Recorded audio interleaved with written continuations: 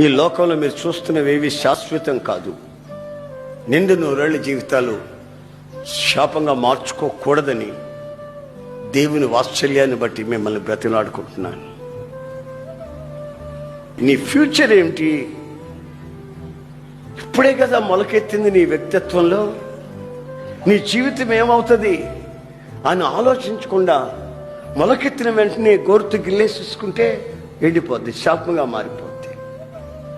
తగలబడిపోతే ఎలాగా? జీవితంలో ఎంతో మనం సుఖపడవలసింది, నెమ్మదిగా జీవించవలసింది, ఇతరులకు ఆదర్శంగా మార్చబడవలసింది, ఇతరుల్ని ప్రభువులోకి నడిపించవలసింది.